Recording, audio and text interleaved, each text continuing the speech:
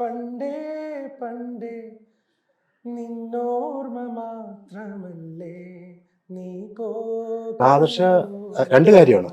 ഒന്ന്, നാദർഷ ഇതിനു മുമ്പ് ഒരു വിഷ്ണു ഉണ്ണികൃഷ്ണനെ വെച്ചിട്ട് ഒരു വലിയ ഹിറ്റ് സിനിമ ചെയ്തിട്ടുണ്ട്. അത് ചെയ്യാനുള്ള മനസ്സും ധൈര്യവും കാണിച്ചിട്ടുണ്ട്. ഒരു പുതിയ കഥ കയറിയതും നമ്മൾ ആലോചിച്ചതും പിന്നെ അതിപ്പോ നമ്മൾ എടുത്തിട്ടിപ്പോ ഈ തലമുറ വരെയും അത് ആസ്വദിക്കുന്നു. അതെ അതെ അതെ അതെ. ആ പാട്ടിന്റെ പവറില്ലേ, ആ പഴയ പാട്ടുകളുടെ അതിന്റെ ലെജൻസ് ഒന്ന് നമ്മുടെ എനിക്ക് അറിയാവുന്ന കാര്യങ്ങളെക്കാൾ അറിയാത്ത കാര്യങ്ങളാണ് കൂടുതലുള്ളത്. എന്നെ ഉദ്ദേശമല്ലല്ലോ പറയുന്നത്. ഞാൻ എപ്പോഴും ബ്രേക്ക്ഫാസ്റ്റ് കഴിക്കുമ്പോൾ ഇന്റർവ്യൂ കാണാറ്, അതുകൊണ്ട് തന്നെ ഞാൻ ചിരിക്കുന്നത്. വയറൊന്നും അറിയാവനെ ഇവന്റെ അടുത്ത് ഡയറ്റ് ചെയ്യാൻ പറഞ്ഞിട്ടുണ്ട്. അപ്പൊ ഇവനാണെങ്കിൽ കൺട്രോളിലാണ്ട് ഫുഡ് കഴിക്കും, മറ്റേതാണെങ്കിൽ ഇന്റർവ്യൂ ഇട്ട് അത് ഞാൻ ഒരു ചായ കുടിച്ചിട്ട് വിഷ്ണു ഞങ്ങളുടെ ഒരു പഴയ സിനിമയിൽ ഒരു സീനിൽ വന്നിട്ടുണ്ട്. മായാവിയില് സലീം കുമാറിനെ ചീത്ത വിളിക്കുന്ന ഒരു പയ്യനുണ്ട്. ഒരു കടയിൽ ഇവിടെ പരത്തി പോയി കളിക്കണം ചെറിയ പയ്യനുണ്ട്. അത് വിഷ്ണുവാണ്. ഒരുപാട് ആൾക്കാർ പേടിപ്പിച്ചു. ആദ്യത്തെ പടം അമർ അക്ബർ അന്തോണി ഈ പടം അനൗൺസ് ചെയ്ത് കഴിഞ്ഞപ്പോൾ എൻ്റെ അടുത്ത് പറഞ്ഞു, ഒരു സംവിധായകന്റെ രണ്ടാമത്തെ പടമാണ് അയാളുടെ ആദ്യത്തെ പടം. പേടിപ്പിച്ച് വീട്ടിൽ ചെല്ലുമ്പോൾ ആലോചിക്കും ഇത് കൂടുതൽ അപ്പുറത്തേക്കൊന്നും പറയാം, കൊള്ളാമെന്ന ഒരു വാക്ക് മതി, അല്ലാതെ ഭയങ്കരന്ന് പോലും നമുക്ക് വേണ്ട. ഇതാണ് സിനിമ, അത്രയും നമ്മൾ ആഗ്രഹിക്കുന്നുള്ളൂ. കൊള്ളാം, നല്ല സിനിമ കേട്ടോ, ഇന്ന് നമുക്കൊന്ന് ക്ഷയിക്കാൻ അറിയാം. ഏറ്റവും കുറെ സിനിമകളായി എന്നും മനസ്സിൽ ഓർത്ത് വെക്കാൻ ഒരു സിനിമയുടെ പേര്, നമ്മുടെ എല്ലാ സിനിമയും നല്ല കേട്ടോ, പെട്ടെന്ന് പറയാൻ പറഞ്ഞാൽ 7 സിനിമ പറയാൻ പറ്റും.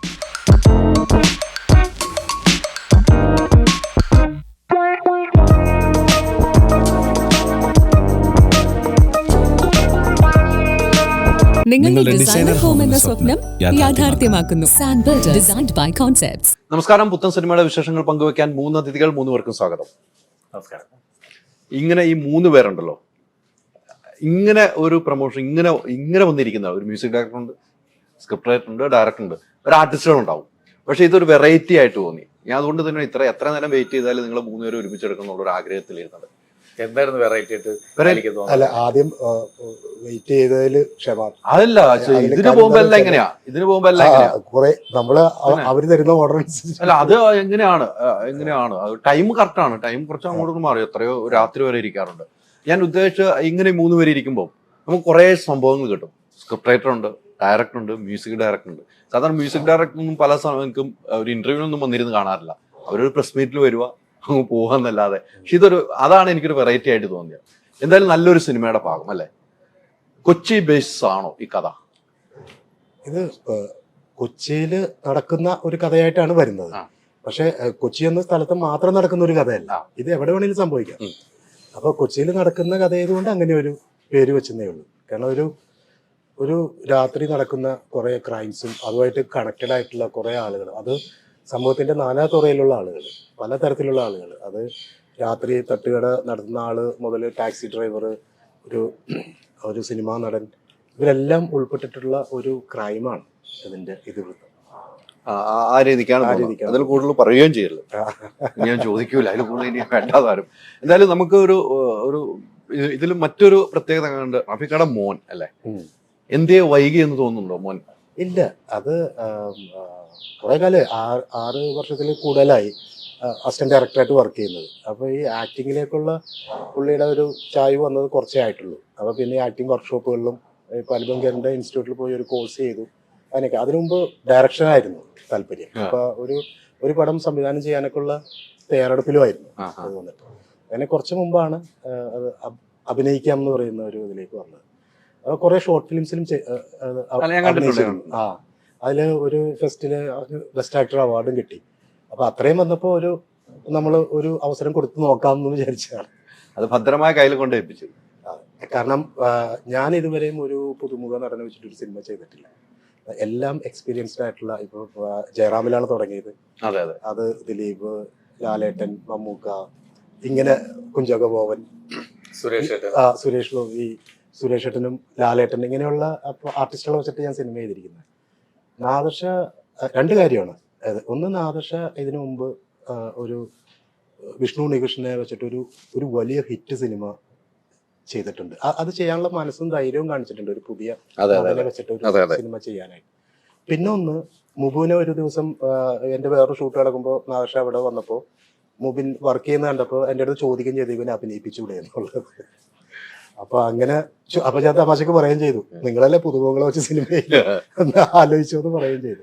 അതാണ് പിന്നീട് ഇങ്ങനെ ഒരു സിനിമയിലേക്ക് അങ്ങനെ സംഭവിക്കുകയും ചെയ്തു. നാദർഷ ഈ പറഞ്ഞ റഫീഖയുടെ കഥകളും സിനിമകളൊക്കെ സൂപ്പർ ഹിറ്റ് അല്ലേ? അദ്ദേഹത്തിന്റെ മോനെയാണ് ഇപ്പം നാദർഷ ഖാൻ ഏൽപ്പിച്ചാണ്. ആ ഒരു എക്സ്പീരിയൻസ് റഫീഖയുടെ മോനാണ്, അപ്പൊ ഒത്തിരി എക്സ്പീരിയൻസ് ഉണ്ട്, ഒത്തിരി പടങ്ങൾ അസിസ്റ്റ് ചെയ്യാൻ പോയിരിക്കുന്നു, ഷോർട്ട് ഫിലിമിൽ അഭിനയിച്ചു. എങ്ങനെ ഉണ്ടായിരുന്നു നാദർഷക്ക്? ഞാൻ ഹാപ്പിയാണ്. കാരണം എനിക്ക് വളരെ പ്രതീക്ഷയുണ്ട് ഒരു പുതിയ നടൻ. അതായത് മലയാള സിനിമയിൽ എന്താണെങ്കിലും ദൈവാനുഗ്രഹിച്ചാൽ ഈ മുബിൻ റാഫി എന്ന് പറയുന്ന ഒരു ആർട്ടിസ്റ്റ് മലയാള സിനിമയിൽ പെട്ടെന്ന് ജനത്തിൻ്റെ മുമ്പിലേക്ക് അല്ലെങ്കിൽ അവരുടെ ഉള്ളിൽ കയറും. അതിന് ഒരു കാരണക്കാരനായി മാറാൻ സാധിക്കട്ടെ എന്ന് ഞാൻ പ്രാർത്ഥിക്കുന്നു. അത് ഇപ്പം ഇതുവരെ ഓക്കെ, അത് ആ ഒരു നിമിത്തമായി ആ സിനിമ സൂപ്പർ ഹിറ്റായി മാറിയാലാണ് ഏത് ആൾക്കാർ ഏത് പുതുമുഖത്തിനാണെങ്കിലും ജനങ്ങളാണ് ജനങ്ങളെ അവസാന വാക്ക് അവരുടെയാണ്. അല്ല, ജനങ്ങൾ ഏറ്റെടുക്കുന്നത് ഇപ്പൊ പാട്ടിറങ്ങിയപ്പോ തന്നെ സൂപ്പർ ഹിറ്റ് ആണ്.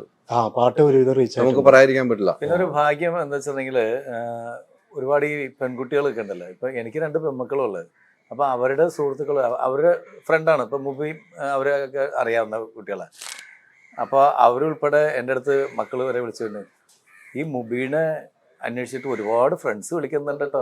പിന്നെ കോളേജുകളിൽ ഇനാഗ്രേഷനൊക്കെ സാധാരണ ഗതിയിൽ ഞാനിപ്പോൾ നേരത്തെ ഇപ്പോൾ നമ്മൾ ഈ ഇൻ്റർവ്യൂവിന് കയറുന്നതിന് മുമ്പ് ഒരു വയ്യം വിളിച്ച് ചോദിച്ചോളൂ. അതെ, നമ്മളുടെ കോളേജിൽ ഇത് ഫംഗ്ഷൻ വരുന്നുണ്ട് അതിന്. അപ്പം ഞാൻ വിചാരിച്ച സാധാരണ ഗതിയിൽ ഇതിൽ അറിയപ്പെടുന്ന ആരെങ്കിലൊക്കെ നമുക്ക് നമ്മുടെ നായകനെ കിട്ടുമോ നിങ്ങൾ ചോദിക്കുന്നത്. സിനിമ ഇറങ്ങുന്നതിന് മുമ്പ് അങ്ങനെ ഒരു അത് ഈ പാട്ട് കണ്ടിട്ട് ഒരാളെ ഇഷ്ടപ്പെടുക എന്ന് പറയുന്നത് ഒരു 5 മിനിറ്റ് ആയിട്ടുള്ളൂ. 5 മിനിറ്റിൻ്റെ ഒരു പാട്ടാണ് കണ്ടിട്ടുള്ളൂ. ആ ഒരു കണ്ടന്റിൽ ജനങ്ങളുടെ മനസ്സിലേക്ക് അല്ലെങ്കിൽ പ്രത്യേകിച്ച് പിള്ളേരെ മനസ്സിലേക്ക് കയറാൻ ഒരാൾക്ക് പറ്റിയിട്ടുണ്ടെങ്കിൽ അത് ആ ഹീറോയിനും ഹീറോയ്ക്കും പറ്റിയിട്ടുണ്ടെങ്കിൽ അത് വലിയ ഒരു ഭാഗ്യമാണ്. അല്ല, അത് കൃത്യമാണ്. ആ പാട്ട് നമ്മുടെ ഹൃദയത്തിന്റെ ആഴത്തിലേക്ക് എത്തിച്ചു തന്നു ആ പാട്ട്. അതിനൊരു മാറ്റവും ഇല്ല കേട്ടോ. നിങ്ങൾ ചെയ്തു വെച്ചാൽ എല്ലാം ഓക്കെയാണ്. ഇനി പ്രത്യേകിച്ചൊന്നും പറയാനില്ല. മലയാളത്തിന് മാത്രമല്ല അപ്പുറത്തേക്കും പോകുന്ന ഒരു വ്യക്തിയാണ്. നമ്മൾ ഇതുവരെ ഇരുന്നിട്ടില്ല.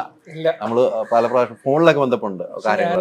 എപ്പോഴും ബ്രേക്ക്ഫാസ്റ്റ് കഴിക്കുമ്പോൾ ഇന്റർവ്യൂ ഞാൻ കാണാറ്. അതുകൊണ്ട് തന്നെ ഞാൻ ചിരിക്കുന്നത്. വയറൊന്നും അറിയാവന് കഴിക്കാണ്ട് തന്നെ വയറൊന്നറിയും. ഇന്റർവ്യൂ എനിക്ക് എപ്പോഴും രാവിലെ ഭയങ്കര ഇമ്പോർട്ടൻ്റ്. രാവിലെ വൈഫിന്റെ പേര് ഐഷയാണ്. അപ്പം എന്തെങ്കിലും വഴക്ക് എന്തെങ്കിലും പറഞ്ഞാൽ എന്തെങ്കിലും ശാസിച്ചാൽ ഞാൻ ഐഷനോട് ഉച്ച കഴിഞ്ഞിട്ട് എന്നോട് വഴക്ക് പറയാൻ പറയും. അല്ലെങ്കിൽ എന്റെ ദിവസം പോക്കാം. അപ്പൊ ഞാൻ രാവിലെ എപ്പോഴും ഇക്കന്റെ ഇന്റർവ്യൂ കണ്ടിട്ടിരിക്കും. അപ്പൊ ഹാപ്പി ആയിട്ട് അത് ആദ്യമായിട്ട് കേൾക്കുന്നുണ്ട് നമ്മള്. എന്തെങ്കിലും പറയാൻ വേണ്ടി ടൈം. ഇവന്റെ അടുത്ത് ഡയറ്റ് ചെയ്യാൻ പറഞ്ഞിട്ടുണ്ട്. അപ്പൊ ഇവനാണെങ്കിൽ കൺട്രോളിലാണ്ട് ഫുഡ് കഴിക്കും. മറ്റേതാണെങ്കിൽ ഇന്റർവ്യൂ ഇട്ട് അത് ഞാൻ ഒരു ചായ പിടിച്ചിട്ട് അതുകൊണ്ടാണ് അല്ല ഈ പറഞ്ഞതല്ല. എനിക്ക് ഭയങ്കര ഇഷ്ടമുള്ള ഒരു വ്യക്തി തന്നെയാണ് താങ്കൾ. എനിക്ക് ഒത്തിരി ഇഷ്ടമുള്ള വ്യക്തിയാണ്. താങ്കൾ ചെയ്തിരിക്കുന്ന പാട്ടുകളൊക്കെ മ്യൂസിക് ഒക്കെ കാണുമ്പോൾ നമുക്ക് ഒത്തിരി സന്തോഷം വരുന്നതാണ്. ഇതിലേക്ക് നിങ്ങൾ താദൃശായിട്ടുള്ള ഒരു കൂട്ടുകെട്ട് നമുക്കറിയാം, നിങ്ങളെ കൂട്ടുകെട്ട് നമുക്കറിയാം. ഈ പാട്ട് ചെയ്യുമ്പോൾ നമ്മൾ കേട്ട് പഴകിയ പാട്ടുകൾ അല്ലെ, അത് മറ്റൊരു രൂപത്തിലേക്ക് ആക്കിയെടുക്കുന്നു. അപ്പൊ അതെങ്ങനെയാണ്, അതിന്റെ ഒരു റിസ്ക് എങ്ങനെയായിരിക്കും? ആക്ച്വലി ഈ പാട്ട് നമ്മൾ കമ്പോസ് ചെയ്ത സമയത്ത് ഇങ്ങനെ ഒരു 3 പാട്ടുകൾ നമ്മൾ 3 ഓൾറെഡി സെലിബ്രേറ്റ് ചെയ്ത ഒരുപാട് വർഷങ്ങളായി എല്ലാ കല്യാണ വീടുകളിലും പെർഫോം ചെയ്യുന്ന പാട്ടുകളാണ്. മിസ്രിയിലെ രാജൻ, ദർജപ്പൂ മോളെ, അല്ലെങ്കിൽ ഏതാണ് ഈ രാജാത്തി എന്ന് പറഞ്ഞ 3 സോങ്. അപ്പോൾ ഇത് യാദൃശികമായിട്ട് കമ്പോസിങ് പ്രോസസ്സിൽ ഇക്ക ഇങ്ങനെ സജസ്റ്റ് ചെയ്തപ്പോഴാണ് ഇതിൻ്റെ ഒരു പൂർണ്ണ രൂപം നമുക്ക് മനസ്സിൽ വന്നത്. ആദ്യം നമ്മൾ കണ്ടേ ഞാൻ ആകാശത്തൊരു മുല്ലപ്പൂവിന്ന് അന്നേ നിൻ പേര് പതുക്കന് മൂളിപ്പോയെന്ന് അങ്ങനെ നമ്മൾ കമ്പോസ് ചെയ്ത് ചരണം വന്നപ്പോഴാണ്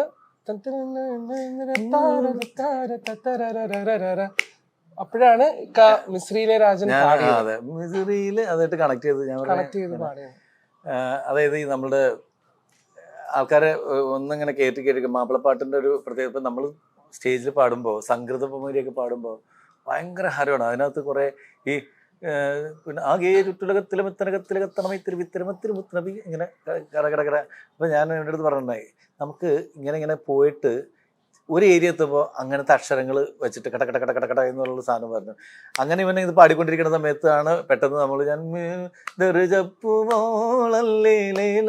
കൊളയ്ക്ക ഓക്കെ ഓക്കെ അങ്ങനെ കണക്ട് അങ്ങനെയാണ് ചെയ്ത് കണക്ട് ചെയ്തത്. അപ്പൊ ഇത് ശരിക്കും അത് ഒറിജിനലി കമ്പോസ് ചെയ്ത് അവരെ ഈ അവസരത്തിൽ സ്മരിക്കണം. അത് എഴുതിയവരും പാടിയവരും. അപ്പൊ അവരെല്ലാവരുടെയും ഒരു അനുഗ്രഹം ഉണ്ട് ഈ അവര് സോങ്. അതത്രയും ഹിറ്റ് ആയതിന്റെ പേരിലാണ് നമ്മൾ ഇപ്പോഴും നമുക്ക് നമ്മളുടെ മനസ്സിലേക്ക് അത് കയറിയതും നമ്മൾ ആലോചിച്ചതും. പിന്നെ അതിപ്പോ നമ്മൾ എടുത്തിട്ടിപ്പോ ഈ തലമുറ വരെയും അത് ആസ്വദിക്കുന്നു. അതെ അതെ അതെ അതെ അതെ. ആ പാട്ടിന്റെ പവർ ഇല്ലേ, ആ പഴയ പാട്ടുകളുടെ അതിന്റെ ലെജൻസ്. ഒന്ന് നമ്മുടെ കുഞ്ഞു മൂസിക്ക, നമ്മുടെ താജുദ്ദീൻ വടകരയുടെ ഫാദർ ആണ്. മറ്റേ ദർജപ്പൂ മോള് മറ്റേത് ഷെരീഫ് ക പാടിയ ഒരു പാട്ടായിരുന്നു അത്. അത് പക്ഷെ അതിന്റെ മ്യൂസിക് ഡയറക്ടർ ഒരെണ്ണത്തിന്റെ ചാന്ത് ഭാഷയായിരുന്നു, പിന്നെ ഒരെണ്ണത്തിന്റെ വേറെ വേറൊരു മറ്റേ ഇതില്ലേ മിസറിയിലേറ. അത് ഞാൻ പാടി കേട്ടേക്കുന്നത് നമ്മളുടെ മൂസാക്ക പാടി കേട്ടാണ്. പക്ഷെ ഇപ്പം നാദൃഷ പറഞ്ഞ പോലെ ഇത്തരം പാട്ടുകൾ ഇപ്പോഴും ഏറ്റെടുക്കുന്നു എന്ന് പറയുമ്പോൾ ആ പാട്ടുകൾ അന്നും ഇന്നും ഒരുപോലെ നിൽക്കും നമ്മുടെ മനസ്സിൽ. ഏത് കല്യാണ വീട്ടിൽ പോയാലും അന്നൊക്കെ ഇറങ്ങുന്ന കല്യാണ വീഡിയോയിൽ വരെ ഈ പാട്ടുകൾ കയറ്റി നമുക്ക് കാണാവുന്ന ഒരു അവസരമാണ്. നല്ല അർത്ഥങ്ങളുള്ള വരികളാണ്. അതാണ് അതിന്റെ ഏറ്റവും വലിയ പ്രത്യേകത. വരികൾക്ക് അർത്ഥങ്ങളുണ്ട് ഇല്ലേ? അത് ചെയ്യുമ്പോഴും ഒരു മനസ്സിനൊരു സുഖമല്ലേ? തീർച്ചയായിട്ടും. കാരണം ഈ സിനിമയിലും ആക്ച്വലി ആ സിനിമയിൽ ഈ പാട്ട് വരുന്നത് ഒരു പ്രത്യേക സന്ദർഭത്തിലാണ് ഈ പാട്ട് വരുന്നത്. അപ്പം അവിടെയും ഈ 3 പാട്ടുകൾ വരുന്ന സമയത്ത് ഭയങ്കര ഒരു സെലിബ്രേഷൻ മൂഡാണ് ആക്ച്വലി. അപ്പൊ ഇതില് ഈ പാട്ട് ഒഴിച്ച് മറ്റു പാട്ടുകളാണെങ്കിലും സ്ക്രീൻ പ്ലേനെ സപ്പോർട്ട് ചെയ്തിട്ടാണ് സോങ്സ് വരുന്നത്. അപ്പൊ ആ ഒരു കാര്യത്തിൽ ഭയങ്കര ഡിഫറെന്റ് എക്സ്പീരിയൻസ് ആണ്. ഇപ്പൊ നമ്മൾ നേരത്തെ അതിന്റെ മ്യൂസിക് ചെയ്തേണ്ട പേരൊക്കെ പറഞ്ഞു. ഇത് നമ്മൾ വേറെ മ്യൂസിക്കുകൾ ആഡ് ചെയ്ത് വരുമ്പോൾ അതിന്റെ ഒരു ടെൻഷൻ ഉണ്ടായിരുന്നു. ഒന്നും താഴെ പോകാൻ പാടില്ല. നമുക്ക് നമ്മൾ ഗുരുതുല്യ സ്ഥാനത്ത് കണ്ടോണ്ടിരിക്കുകയാണ്. അല്ല, അതിന്റെ റൈറ്റ്സിന്റെ പ്രശ്നം നോക്കിയായിരുന്നു. അതിന്റെ നേരത്തെ കമ്പോസ് ചെയ്തവരുണ്ട്. പക്ഷെ എനിക്ക് തോന്നുന്നു എല്ലാരും സപ്പോർട്ട് ചെയ്ത് മില്ലേനിയം ഓഡിയോസ് ആണ് ഇത്. മില്ലേനിയം ഓഡിയോസ് അവരുടെ അടുത്ത് മേടിക്കണല്ലോ നമ്മള്. പക്ഷെ അവർ തന്നെയാണ് നമ്മുടെ ഇറക്കിയത്. അവര് തന്നെയാണ് നമ്മുടെ. അപ്പൊ അതുകൊണ്ട് പ്രശ്നം ഉണ്ടായില്ല. അവർക്ക് ഓൾറെഡി അവരുടെ കയ്യിലാണ് മറ്റേ പാട്ടിന്റെ റൈറ്റ്സ് ഉള്ളത്. പിന്നെ അത് മാത്രമല്ല, ഈ ദർജപ്പ് മോളയുടെ ഒക്കെ അത് കുഞ്ഞു മൂസക്കയുടെ മോനാണ് താജു, നമ്മുടെ സുഹൃത്താണ്. ഞാൻ അവനെ ശരിക്കും പറഞ്ഞാൽ അവനെ വിളിച്ചു തരണ്ടായിരുന്നു പാടാൻ വേണ്ടി. ഇത് പാടിക്കാനും ആ സീനിൽ അഭിനയിക്കാനും. അന്ന് അവൻ ദുബായിലായിരുന്നു. അപ്പൊ കാരണം അവന്റെ ഫാദറിന്റെ പാട്ട് അവൻ വന്നൊരു ഗസ്റ്റ് അപ്പിയറൻസ് ചെയ്തിട്ട് പോട്ടെ എന്ന് വിചാരിച്ചു. പക്ഷെ അവൻ പറഞ്ഞു, ഇക്ക ഞാൻ ദുബായിലാണ്, എനിക്ക് ഒരു നിവൃത്തിയില്ല വരാനെന്ന് പറഞ്ഞു. ഞങ്ങൾക്കാണെങ്കിൽ അന്ന് ആ പാട്ട് ഷൂട്ട് ചെയ്യാൻ ചെയ്യണം. അങ്ങനെയാണ് ഞാൻ കുപ്പായ എടുത്തിട്ട് കയറി. ഇതിൽ ഏറ്റവും സന്തോഷമുള്ള താജുദ്ദീൻ ക തന്നെ യൂട്യൂബിൽ കമന്റ് വിട്ടിട്ടുണ്ട്. വളരെ സന്തോഷം, ഈ പാട്ടെടുത്ത് നമ്മളൊരു പുതിയ രൂപത്തില് ആ പാട്ട് നമ്മൾ ഇൻക്ലൂഡ് ചെയ്തതിൽ ഒരുപാട് സന്തോഷം. അവരത് കമന്റ് ചെയ്യാണ്ടപ്പോ ഒരുപാട് സന്തോഷമായി. അല്ല, അതാണ് ഞാൻ പറഞ്ഞത്. അവര് അതിന് സപ്പോർട്ട് ചെയ്ത് അവര് കമന്റും കൂടെ ഇട്ടെന്ന് പറയുമ്പോഴല്ലോ നമുക്കൊന്നും കൂടെ അഭിമാനിക്കാവുന്ന മുഹൂർത്തമാണ്. വളരെ സിൻസിയർ ആയിട്ട് ചെയ്തതാണ്. അപ്പൊ അതില് ടെൻഷനും എന്താണെങ്കിലും ജനങ്ങൾ സ്വീകരിക്കും എന്നുള്ളൊരു ആത്മവിശ്വാസത്തോടു കൂടിയാണ് നമ്മൾ അത് ചെയ്യുന്നത്. അല്ല, നിങ്ങളുടെ ആത്മവിശ്വാസം ഒട്ടും പാളിയിട്ടില്ല. ഇതിനകത്ത് ഇനി ഇറങ്ങാൻ പോകുന്ന പാട്ടുകളില്ലേ, ആ പാട്ടും എനിക്ക് തോന്നുന്നു യൂത്തിനൊക്കെ ഇഷ്ടപ്പെടുന്ന തരത്തിലാണ് കമ്പോസ് ചെയ്തിരിക്കുന്നത്. അത് അങ്ങനെ അതും ശ്രദ്ധിക്കപ്പെടാൻ സാധ്യതയുണ്ടെന്ന് തോന്നുന്നു. കാരണം വെച്ചിട്ടുണ്ടെങ്കിൽ നമ്മൾ നേരത്തെ പറഞ്ഞ പോലെ ഒരു പാട്ടല്ല, പാട്ടുകളും മറ്റുള്ള സീൻസും എല്ലാം ഹിറ്റാകണമെന്ന് ഉള്ളൊരു ആഗ്രഹത്താലാണ് നമ്മളിത് ഷൂട്ട് ചെയ്യണത്. അതായത് ഒറ്റ വാക്കി പറഞ്ഞു കഴിഞ്ഞാൽ നമ്മളൊരു പ്രേക്ഷകൻ, നമ്മളുടെ പ്രേക്ഷകൻ സാധാരണ സിനിമ കാണാൻ തിയേറ്ററിൽ പോയിരിക്കുമ്പോൾ നമ്മൾ എന്താഗ്രഹിക്കുന്നു കാണാനായിട്ട്, അത് സ്ക്രീനിൽ കാണിക്കുക എന്ന് പറയുന്നത് സാധനം. അല്ലാണ്ട് വേറെ ഗിമ്മിക്സ് ഒന്നും ഇല്ല ഇതിൽ. ഭയങ്കര തലകുത്തി പറയുന്ന പരിപാടിയോ അല്ല ഭയങ്കര മലയാള സിനിമയിൽ അത്ഭുതം കാണിക്കണ ഒന്നും ഒരു തേങ്ങില്ല, ഒരു സംഭവമില്ല. ഇത് നമ്മൾ കാണാൻ പോയിരിക്കുന്ന സമയത്ത് ഫാമിലിയായിട്ട് പോകുമ്പോൾ വളരെ ഡീസൻ്റ് ആയിട്ടുള്ള ഒരു ദ്വയാർത്ഥമില്ലാതെ ക്ലീൻ ആയിട്ടുള്ളൊരു നല്ല കൊള്ളാട്ടാ എന്ന് പറഞ്ഞ് ഇറങ്ങി പോകേണ്ട സിനിമ. അങ്ങനെ പറഞ്ഞേ കൊള്ളാം. കൂടുതൽ അപ്പുറത്തേക്കൊന്നും പറയാം, കൊള്ളാമെന്ന ഒരു വാക്ക് മതി. അല്ലാതെ ഭയങ്കരമെന്ന് പോലും നമുക്ക് വേണ്ട. അതാണ്, അങ്ങനെയാണ് സംസാരിക്കേണ്ടത്. അത് ഡയറക്ടറിന്റെ കറക്റ്റ് വ്യൂ പോയിന്റിൽ ഇരുന്ന് പറഞ്ഞു, ഇതാണ് സിനിമ. അത്രയും നമ്മൾ ആഗ്രഹിക്കുന്നുള്ളൂ. കൊള്ളാം, നല്ല സിനിമ കേട്ടോ, ഇന്ന് നമുക്കൊന്ന് ഷെയ്ക്കാൻ്റെ അറിയാം, അല്ലെങ്കിൽ വിളിച്ചു പറയാം, എടാ നിന്റെ പടം കണ്ടിട്ടോ, നല്ല രസം കേട്ടോ, ഇത്രയും കിട്ടിയാൽ മതി. അത് തന്നെ വലിയ കിട്ടുന്ന അവാർഡാണ് നമ്മളെ സംബന്ധിച്ച്. അല്ല, നാദൃഷ ചെയ്തു വെച്ചിരുന്ന സിനിമകൾ വിളിച്ചു പറഞ്ഞിട്ടുണ്ട്. തുടക്കം മുതലുള്ള സിനിമകൾ അങ്ങനെയാണല്ലോ. ഇപ്പം റഫീഖ പറഞ്ഞത് തന്നെയല്ല, അതാണ് നാദൃഷകളുടെ ഇഷ്ടവും നിങ്ങൾ തരുന്ന സിനിമകൾ പ്രേക്ഷകർ ഏറ്റെടുക്കുന്നു. അതെ, ഇപ്പൊ കട്ടപ്പനയിലെ ഋതിക് റോഷൻ എന്ന് പറയുന്ന ഒരു സിനിമ ചെയ്യാനായിട്ട് വിഷ്ണുവിനെ നായകനാക്കിയിട്ട് ഒരു അത്ര ചെറിയ സിനിമയുമല്ല, അത് അത്യാവശ്യം വലിയ സിനിമയാണ്. പിന്നെ തീർച്ചയായിട്ടും ഒരു വലിയ ക്യാൻവാസും കാര്യങ്ങളും ഒരു കുറെ ആർട്ടിസ്റ്റുകളും ഒക്കെ ഉള്ള ഒരു സിനിമയാണ്. അപ്പൊ അത് ചെയ്യാനുള്ള ഒരു മനസ്സുണ്ടാവുക, ധൈര്യം കാണിക്കുക എന്ന് പറയുന്നതാണ് അതിൻ്റെ അകത്തുള്ള ഏറ്റവും വലിയ വലിയ കാര്യം. ഇന്നും ആ സിനിമ ട്രോളുകളിൽ വരാൻ നിർണ്ണയിക്കുന്ന സിനിമ ഉണ്ടെങ്കിലോ ധർമ്മേന്റെയും വിഷ്ണുവിന്റെ കാര്യങ്ങൾ ട്രോൾ, അപ്പോഴും ആ സിനിമയെ ആളുകൾ ഓർക്കുമല്ലേ, ട്രോളന്മാർ ഒരു ഓർക്കുവാണ് ആ സിനിമ. വിഷ്ണുവിനെ പോലത്തെ ഒരു നല്ലൊരു ആക്ടറേയും കിട്ടി മലയാള സിനിമ. വിഷ്ണു ഞങ്ങളുടെ ഒരു പഴയ സിനിമയിൽ ഒരു സീനിൽ വന്നിട്ടുണ്ട്. മായാവിയില് സലീം കുമാറിനെ ചീത്ത വിളിക്കുന്ന ഒരു പയ്യനുണ്ട്, ഒരു കടയിൽ കൂടെ പരത്തി പോയി കളിക്കണം ഒരു ചെറിയ പയ്യനുണ്ട്, അത് വിഷ്ണുവാണ്. അപ്പൊ അന്നേ നമ്മൾ നോക്കി വെച്ചിട്ടുള്ള ഒരാളാണ്, കൊള്ളാലോ എന്ന് തോന്നിയ ഒരാളാണ് ആ സമയത്ത്. അപ്പൊ ഇപ്പൊ ഇന്ന് വിഷ്ണു ഏറ്റവും തിരക്കുള്ള നായകന്മാരിൽ ഒരാളാണ്. തീർച്ചയായിട്ടും. അപ്പൊ ആ ഒരാളുടെ ലൈഫിൽ ഇത്രയും വലിയൊരു വരവ് കിട്ടണമെന്നുണ്ടെങ്കിൽ അതിന് ആദ്യം ഒരു സംവിധായകൻ അതിനൊരു മനസ്സ് കാണിക്കണ്ടേ. അപ്പൊ അത് അദ്ദേഹം കാണിച്ചു എന്നുള്ളതാണ് അതിന്റെ. അല്ല, അന്ന് തന്നെ ഒരുപാട് ആൾക്കാർ പേടിപ്പിച്ചു. വേറൊന്നുമല്ല, ആദ്യത്തെ പടം അമർ അക്ബർ അന്തോണി, അതിൽ 4 ഹീറോസാണ്. പൃഥ്വിരാജ്, ജയസൂര്യ, ഇന്ദ്രജിത്ത്, ആസിഫ് അലി, നമിത പ്രമോദ്, ഇത്രയും വാല്യുള്ള ആർട്ടിസ്റ്റുകൾ വെച്ചിട്ട് പടം ചെയ്തു. ഈ പടം അനൗൺസ് ചെയ്ത് കഴിഞ്ഞപ്പോൾ എൻ്റെ അടുത്ത് പറഞ്ഞ്, ഒരു സംവിധായകൻ്റെ രണ്ടാമത്തെ പടമാണ് അയാളുടെ ആദ്യത്തെ പടം. ഞാൻ പറഞ്ഞ എങ്ങനെ ഒരു സംവിധായകൻ്റെ ആദ്യത്തെ പടം എങ്ങനെയെങ്കിലൊക്കെ രക്ഷപ്പെടും? അതിപ്പോൾ പൃഥ്വിരാജ്, ജയസൂര്യ, അതിപ്പോൾ താഴ്ന്നല്ല ആര് ഡയറക്റ്റ് ചെയ്താലും ആ പടം ഓടും. ആദർശ വേണമെന്ന് നിർബന്ധമൊന്നുമില്ല. പക്ഷെ ഇനി നിങ്ങൾ ചെയ്യാൻ പോകുന്നത് സൂക്ഷിച്ചില്ലെങ്കിൽ, അങ്ങനെ പേടിപ്പിച്ച് വീട്ടിൽ ചെല്ലുമ്പോൾ ആലോചിക്കും ഇത് ചെയ്യണം. പേടിയായിട്ട് എന്താണ് കാര്യം എന്ന് ചോദിച്ചപ്പോൾ എന്റെ രണ്ടാമത്തെ പടം ആദ്യത്തെ പറയാനും പറ്റൂല. രണ്ടാമത്തെ പടം അപ്പൊ ഞാൻ വൈഫിന്റെ അടുത്ത് രണ്ടാമത്തെ പടമാണ് ആദ്യത്തെ പടം എന്ന് പറഞ്ഞാൽ വൈഫ് ആയിരിക്കും എനിക്ക് പ്രാന്താണ്. വെളിവില്ലാതെ സംസാരിക്കും. നിങ്ങൾ എന്തെങ്കിലും പറയണോ ചോദിച്ചാൽ, അല്ല രണ്ടാമത്തെ പടമാണ് എന്റെ ആദ്യത്തെ പടം. അല്ല അത് പൊതുവെ പറയാറുണ്ട്. കാരണം എപ്പോഴും എല്ലാവരെ കുറിച്ചും ആക്ടേഴ്സിനെ കുറിച്ചൊക്കെ പറയാറുണ്ട്. ആദ്യത്തെ ഒരു സംഭവം ഹിറ്റ് ചിലപ്പോൾ കിട്ടും, പലർക്കും കിട്ടാറില്ല, പക്ഷെ അത് തന്നെ വലിയ കാര്യമാണ്. പക്ഷെ എങ്കിൽ പോലും അത് ഉറപ്പിക്കുന്നത് രണ്ടാമത്തെ സിനിമയാണ്. ഒരു സിനിമയിലും കൂടി അത് ചെയ്യാൻ പറ്റുമോ എന്നുള്ളതാണ്. അതാണ് പറഞ്ഞതിന്റെ ഉദ്ദേശം. പക്ഷെ ഇത് നമ്മള് കൺഫ്യൂഷനൊക്കെ എന്നിട്ട്, പക്ഷെ ഇതിന്റെ റിലീസിങ്ങിന്റെ സമയത്തൊന്നും നമ്മള് ടെൻഷൻ അടിച്ചിട്ടേ ഒരു നിവൃത്തിയില്ല. അവസാനം ദൈവാനുഗ്രഹം ഈ പറഞ്ഞ പോലെ എല്ലാ ചേരുവകളും ഒത്തുവന്നെങ്കിൽ നമ്മള് സിനിമ ഡയറക്റ്റ് ചെയ്തെന്ന് വിചാരിച്ചിട്ട് ഒരു സിനിമ ഡയറക്റ്റ് ചെയ്ത് കഴിഞ്ഞിട്ട് അത് സിനിമക്കാരനായി ഇനി ഞാൻ ആ കാറ്റഗറിയിലാണെന്ന് പറഞ്ഞിട്ട് മാറി നിന്നിട്ട് AC റൂമിൽ നിന്ന് AC റൂമിലേക്ക് യാത്ര ചെയ്യാതെ നമ്മൾ പബ്ലിക്കിന്റെ ഇടയിൽ ജീവിച്ച് പബ്ലിക്കിന്റെ ഇടയിൽ നമ്മൾ നമ്മുടേതായ കാര്യങ്ങൾ, ഇപ്പം ഞാൻ പറയട്ടെ, നമ്മൾ വലിയ കാര്യമായിട്ട് പറയുന്ന കാര്യമല്ല ഇത്. പക്ഷെ നമ്മളുടെ വീട്ടിലെ ആവശ്യത്തിനാണെങ്കിൽ പോലും ഇപ്പം മീൻ മേടിക്കാൻ പോകണമെങ്കിലാണെങ്കിലും മാർക്കറ്റിൽ പോകണം, ഇതിനൊക്കെ നമ്മൾ പോയ നാട്ടിൽ എന്തൊക്കെ നടക്കണമെന്നുള്ളത് നമുക്ക് അത്യാവശ്യം സാമാന്യ ബോധം ഉണ്ടാവും. ഇതൊക്കെ അറിഞ്ഞു വെച്ചുകൊണ്ട് നമ്മളുടെ അടുത്ത കലാരൂപം എന്താണെങ്കിലും, സ്റ്റേജ് പരിപാടി ആണെങ്കിലും സിനിമ ആണെങ്കിലും നമ്മൾ ചെയ്തു കഴിഞ്ഞിട്ടുണ്ടെങ്കിൽ അതിന് കുറച്ച് തട്ട് കിട്ടാത്ത വിധത്തിൽ നമുക്ക് ചെയ്യാൻ പറ്റുമെന്നുള്ള വിശ്വാസം. അങ്ങനെയാണ് കട്ടപ്പനയൊക്കെ റിലേറ്റഡ് ആയിരുന്നു. അങ്ങനെ സാധാരണക്കാരന് റിലേറ്റ് ചെയ്യാൻ പറ്റുന്ന സിനിമയായിരുന്നു. അതിന്റെ പേരിൽ ഓക്കെ ഇതാ. അല്ല, ആ സിനിമ സൂപ്പർ ഹിറ്റും ആണല്ലോ ഇപ്പോഴും നമ്മൾ ഇത് നമ്മളങ്ങനെ പ്രാർത്ഥിക്കണം. ഇതും അങ്ങനെ നമുക്ക് വൺസ് അപ്പോൺ എ ടൈം ഇനി കൊച്ചിയാണ് ഇനി നമുക്ക് വേണ്ടത്. കട്ടപ്പന 2016 കഴിഞ്ഞ് ദൈവം അനുഗ്രഹിച്ചിട്ട് അത് ഇനി ഈ പടമാണ്.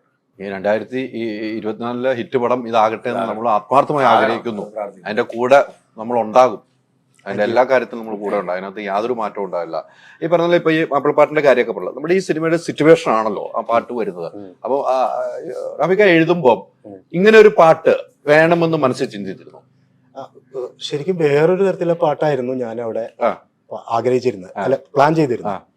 അതൊരു മാപ്പിളപ്പാട്ടായിരുന്നില്ല. പക്ഷെ കൊച്ചിയിലെ ഒരു ഉസ്താദ് എന്ന് പറഞ്ഞ ഒരു കൊച്ചിയിലെ ഉസ്താദും അതിനെ ചുറ്റിപ്പറ്റി കുറെ ആളുകളും, ഈ ഉസ്താദ് എന്ന് പറഞ്ഞ കൂലികളി ഇതിനൊക്കെ പോകുന്ന ആളുകളുണ്ടല്ലോ, അങ്ങനത്തെ ഒരു ക്യാരക്ടർ ഉണ്ട്. അപ്പൊ അവിടെ ആ സിറ്റുവേഷനിൽ ഒരു പാട്ടുണ്ടായിരുന്നു. അപ്പൊ ആ പാട്ട് നാദൃശ്യാണ് പറഞ്ഞത് അതങ്ങനെയാണെങ്കിൽ എന്തായാലും അവിടെ ഉസ്താദിന്റെ മകളുടെ കല്യാണം ഉണ്ട് അവിടെ. അപ്പൊ അത് മറ്റേ പാട്ടിന് പകരം നമ്മൾ അവിടെ ഒരു കല്യാണ പാട്ട് ആക്കിയാലോ എന്ന് ചോദിച്ചത് നാദൃശ്യാണ്. അപ്പൊ ഞാൻ നോക്കിയപ്പോ ഒരു കല്യാണ പാട്ടൊക്കെ വന്നിട്ട് കുറച്ചായി വന്നിട്ട്. പിന്നെ ഇത് കൊച്ചിയിലെ ഒരു മുസ്ലിം വീട്ടിലെ ഒരു ഇതാണ്. അപ്പൊ അങ്ങനത്തെ ഒരു മാപ്പിളപ്പാട്ട് വരണോണ്ട് കുഴപ്പമില്ല. അപ്പൊ അത് അങ്ങനെ ആവാം എന്നല്ല. അപ്പൊ ഈ പാട്ടിന്റെ ട്യൂണും ഏകദേശം അല്ലേ ആ സമയത്ത് ശരിക്കും നമ്മള് ഓൾറെഡി ഒരു രൂപരേഖ ഉണ്ടാക്കി വെച്ചിട്ടുണ്ടായിരുന്നു. ഇതൊക്കെ ഞങ്ങൾ രണ്ടുപേരോട് ഇരുന്ന നമുക്കൊരു ഈ കോമ്പിനേഷൻ എന്താണെന്ന് വെച്ചിട്ടുണ്ടെങ്കിൽ ഒരു സുഖം കിട്ടണമെന്ന് വെച്ചിട്ടുണ്ടെങ്കിൽ ഞാൻ പറയുന്നത് അവനും മനസ്സിലാവുന്നുണ്ട്, അവൻ പറയുന്നത് എനിക്കും മനസ്സിലാവുന്നുണ്ട്. അതിൻ്റെ ഒരു ഗുണം എന്ന് വെച്ചിട്ടുണ്ടെങ്കിൽ ഞങ്ങൾക്ക് ഒരു പാട്ട് കമ്പോസ് ചെയ്യാനായിട്ട് അധികം നേരം എടുക്കാറില്ല. ഏകദേശം വളരെ ചെറിയ സമയം കൊണ്ട് പെട്ടെന്ന് ട്യൂൺ ഉണ്ടാവും. 1 മണിക്കൂറിനുള്ളിൽ തന്നെ നമ്മുടെ എല്ലാ സോങ്ങും അങ്ങനെ പെട്ടെന്ന് തന്നെ പെട്ടെന്ന് പാട്ട് ഇക്ക മ്യൂസിക് കമ്പോസറും കൂടെ അതെ അതെ ഞാൻ പറയാം. അതിന് ഒരുപാട് താങ്ക്സ് ഇക്കാനോട് പറയണം. അത് നമ്മളെ സപ്പോർട്ട് ചെയ്തതിലും എനിക്ക് തോന്നുന്നു എപ്പോഴും നല്ലൊരു വർക്ക് മ്യൂസിക്കലി പുറത്തു വരണമെങ്കിൽ ഡെഫിനറ്റ്ലി ഡയറക്ടറിന്റെ ഒരു ഇൻപുട്ട് അതിലുണ്ട്. നമുക്ക് ഇപ്പം നാദിർഷാക്കായ മ്യൂസിക് ഡയറക്ടറുടെ ആയപ്പോൾ ഇപ്പം നേരത്തെ പറഞ്ഞത് എളുപ്പമാണ്, അഭിപ്രായങ്ങൾ ഉണ്ടാകാം, അഭിപ്രായങ്ങൾ പറയാൻ പറ്റും നമുക്ക്. നാദിർഷാക്ക പറഞ്ഞത് ഇങ്ങനെയാണെങ്കിൽ കുറച്ചും കൂടെ നല്ലതാണല്ലോ, അപ്പൊ നമുക്ക് അതായിരിക്കുമല്ലോ നല്ലത്, നമുക്കും ചിന്തിക്കാൻ പറ്റും. അത് എളുപ്പ മാർഗമായിരിക്കും. ഒന്നും അറിയില്ലാത്ത വരുമ്പോൾ അതിലൊരു പ്രശ്നമുണ്ട്. അല്ലെ അത് മറ്റവരെ കുറ്റം പറയല്ല. അതായത് പലപ്പോഴും എല്ലാവർക്കും എല്ലാ സെൻസും വേണമെന്നില്ല. ഇപ്പൊ എനിക്ക് അത്യാവശ്യം ഈ മ്യൂസിക് സെൻസ് ഉണ്ടെന്ന് ഉള്ളതിന്റെ പേരിൽ എനിക്ക് ചില റെഫറൻസ് ഇവനടുത്ത് പറയുമ്പോഴാ ആ സീനിൽ അല്ലെങ്കിൽ നമുക്ക് ആവശ്യം ഇന്ന പാട്ട് പോലത്തെ പാട്ടായിരിക്കണം എന്നുള്ള റെഫറൻസെങ്കിലും പറഞ്ഞു കൊടുക്കാൻ പറ്റും. അതെ അതെ അതെ. പലപ്പോഴും പലർക്കും പറ്റുന്നത് അവരുടെ ഉള്ളിലുണ്ടാവും, പക്ഷെ അത് ആ റെഫറൻസ് ഇങ്ങനെ അതല്ല അപ്പോൾ ഇങ്ങനെ മ്യൂസിക് ഡയറക്ടർ പറഞ്ഞുകൊണ്ടിരിക്കുമ്പോൾ അതല്ല ഞാൻ ഉദ്ദേശിക്കുന്നത്, അത് ഏതാണെന്ന് പറഞ്ഞു കൊടുക്കാനായിട്ടുള്ള അത് ആ പാട്ടിന്ന് ചൂണ്ടി കാണിച്ചു കൊടുക്കാനായിട്ട് പറ്റുന്നില്ല എന്നുള്ളൂ. പക്ഷെ അവരുടെ ഉള്ളിൻ്റെ അവർ കറക്റ്റ് കിട്ടിക്കഴിയുമ്പോൾ ഡയറക്ടർ ഇത് മതി എന്ന് പറയും. അത് എത്താൻ ചിലപ്പോൾ ഒരാഴ്ച സമയം എടുക്കും. അതാണ് അവിടെ നമ്മളങ്ങനെയല്ല. നമ്മൾ ഇങ്ങനെ പാട്ട് ഒക്കെ ഉണ്ടാക്കി വരുമ്പോഴേക്കും വീട്ടിലെ ഞാനിതുപോലെ പറഞ്ഞില്ല, പാട്ട് കമ്പോസ് ചെയ്യുന്നത് വേറെ ഗിറ്റാറും വയലിനും ഹാർമോണിയൊന്നും ഇല്ലാതെയല്ലോ, മൊബൈലിൽ ആണ്, ഫോണിൽ. അപ്പം മക്കൾക്ക് മനസ്സിലാവും പാട്ട് ഏതോ ആളെ പറ്റിക്കാൻ വേണ്ടിയിട്ട് കമ്പോസ് ചെയ്യുന്നത്. അപ്പോൾ ഇവർക്ക് മനസ്സിലാവും പാട്ട് ട്യൂൺ ചെയ്യാമെന്ന്.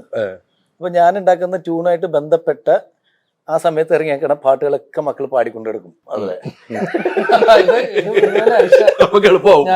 അല്ല നമ്മളെ നിരുത്സാഹപ്പെടുത്താണ് നെറുകന്തലൊക്കെ അടിക്കാൻ. അതുമായിട്ട് ബന്ധപ്പെട്ട എല്ലാ പാട്ടുകളും ഞാൻ ഇന്ന് വരെ കേട്ടിട്ടുണ്ടാവില്ല. ആ പാട്ടുകളൊക്കെ ഈ പാട്ടിന് ഈ പാട്ടല്ലേ എന്നൊക്കെ ചോദിച്ചിട്ടുണ്ടെങ്കിൽ എനിക്ക് ഇത് തന്നെയാ കമ്പോസ് ചെയ്യുമ്പോ ഐഷ ഞാൻ എന്തെങ്കിലും ഒരു ട്യൂൺ ചെയ്യുമ്പോൾ ഉടനെ താഴെ ഇക്കാന്ന് പറഞ്ഞിട്ട് വിളി വരും. അത് വേറെ ട്യൂണിങ്ങിന്റെ ആണ്. പാട്ടാണോ?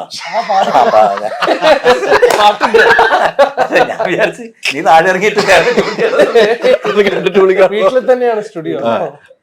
അല്ല ഇത് രസമാട്ടോ ഈ കാര്യങ്ങൾ പറയുമ്പോ തന്നെ. അപ്പൊ നിങ്ങളൊക്കെ ഒരുമിച്ചിരിക്കുമ്പോ എന്തുമാത്രം കോമഡികളായിരിക്കും വരുന്നതെന്ന് ഞാൻ ചിന്തിക്കുകയായിരുന്നു. നിങ്ങൾ ഒരുമിച്ച് ഒരു കൂട്ടുകെട്ടാണല്ലോ. പിന്നെ ഒരു സിനിമയ്ക്ക് വേണ്ടത് നാദിർഷാക്ക് ആ കൂട്ടുകെട്ട് തന്നെയാണ് അല്ലേ? നമുക്കൊരു കൂട്ടുകെട്ടുണ്ടെങ്കിൽ സിനിമയ്ക്ക് ഒരു പകുതി ഭാരം കുറഞ്ഞു എന്ന് വിശ്വസിക്കുന്ന ആളാണ് ഞാൻ. അതെ, അപ്പൊ ആ കൂട്ടുകെട്ട് ഉണ്ടാവണം. അത് പിന്നെ ചില സിനിമകളിലൂടെ ആ കൂട്ടുകെട്ട് ഉണ്ടാവും. ചിലപ്പോൾ അവരെ ഇതിനു മുമ്പ് കയറിയിട്ടുണ്ടാവില്ല. പക്ഷെ ഒരുമിച്ച് ഇപ്പം ഹരിഹർ നഗറിലാണ് ആ 4 ആർട്ടിസ്റ്റുകൾ സിദ്ദീഖ് ലാല് ആ ഒരു കൂട്ടുകെട്ട് ഉണ്ടാവുന്നത്. പക്ഷെ അത് പിന്നീട് കാണുന്തോറും അത് ഭയങ്കര സ്ട്രോങ് ആയാണ് കൊണ്ടുകൊണ്ടിരുന്നത്. ചിലതുണ്ടാവും, ചിലത് നല്ല കൂട്ടുകെട്ടിൽ കൂടി തുടർച്ചയായിട്ട് സിനിമ ഉണ്ടാവും. ചിലതുണ്ടാകാതെ അതെ, അവിടെയാണ് ചിലത് പ്രശ്നമാവും, ചിലത് പ്രശ്നമാകുന്നു. എന്ന് വെച്ചാൽ നമ്മള് ഒരു സിനിമ നമുക്ക് ഒട്ടും പ്രവചിക്കാൻ പറ്റാത്ത കാര്യങ്ങളാണ് അല്ലേ? ഒരിക്കലും പറയാൻ പറ്റില്ല. അത് തിയേറ്ററിൽ എത്താതെ ഇത് കളിക്കുകയോ ഇല്ലേ എന്നുള്ളത് നമുക്ക് ആളുകൾക്ക് ഇഷ്ടപ്പെടുകയോ ഇല്ലേ ഒരു ഐഡിയയും കിട്ടില്ല. എത്ര വലിയ അനലൈസ് ചെയ്ത് നമ്മൾ ഇതിങ്ങനെ വേണം അതിങ്ങനെ വേണം, ഇവിടെ ഉണ്ടെങ്കിൽ ഇത് ആളുകൾ വർക്കാവും ഇത് വർക്കാവില്ല എന്നൊക്കെ പറഞ്ഞ് ഇതൊക്കെ ചെയ്താലും കൊണ്ടുവരുമ്പോൾ ചിലപ്പോൾ അവർക്ക് വർക്കാവില്ല എന്ന് വരും. അപ്പോൾ അത് പ്രവചിക്കാൻ പറ്റില്ല. പക്ഷേ ഈ പറഞ്ഞ പോലെ നിങ്ങൾ പറഞ്ഞ പോലെ നല്ല കൂട്ടുകെട്ടുകളിൽ നിന്നിട്ട് അപ്പൊ കുറച്ചും കൂടി നല്ല സിനിമകൾ ഉണ്ടാവാറുണ്ട്. അല്ല പണ്ടൊക്കെ ആണെങ്കിൽ റഫീഖ പറഞ്ഞത് നമ്മൾ പണ്ടൊക്കെ സിനിമ റഫീഖൊക്കെ ഒത്തിരി എക്സ്പീരിയൻസ്. പണ്ടൊക്കെ സിനിമ നമുക്ക് ആലപ്പുഴ തിയേറ്ററിൽ ഓടിയാൽ ആ സിനിമ ഹിറ്റാന്ന് പറയും, അല്ലെങ്കിൽ മലപ്പുറം ഏരിയയിൽ ഈ സിനിമ അങ്ങനെ ഒരു പറച്ചിലുണ്ടായിരുന്നു. എന്റെ ഹിറ്റാവുന്നല്ല, ആലപ്പുഴ ജില്ലയിലെ കളക്ഷൻ വെച്ചിട്ടാവും. കളക്ഷൻ വെച്ചിട്ട് ആ കളക്ഷന്റെ എത്രയോ ടൈംസ് ആയിരിക്കും ഓൾ കേരള കളക്ഷൻ എന്ന് പറയാറുണ്ട്. അതെന്താന്ന് എനിക്കറിയില്ല, പറയുന്നത് കേട്ടിട്ടുണ്ട്. അപ്പൊ പല സിനിമയുടെയും കണക്ക് വെച്ച് കാണിച്ചു തരും. കണ്ടോ, ഇപ്പൊ ആലപ്പുഴയിൽ കളക്ട് ചെയ്ത ഇത്ര രൂപ, അതിന്റെ ഇത്ര ടൈംസ്, ഈ സിനിമ ടോട്ടൽ കളക്ഷൻ ഇതാണെന്ന് ഇങ്ങനെ കാണിച്ചു തരുമായിരുന്നു. പണ്ട് എനിക്ക് തോന്നിയെന്ന് പറയാം, സിനിമയുടെ ഈ ഡിസ്കഷൻ സമയത്തും സിനിമയുടെ ക്രിയേറ്റിവിറ്റി സമയത്ത് എനിക്ക് തോന്നിയാണ് ഒറ്റ സംഭവമുള്ളൂ.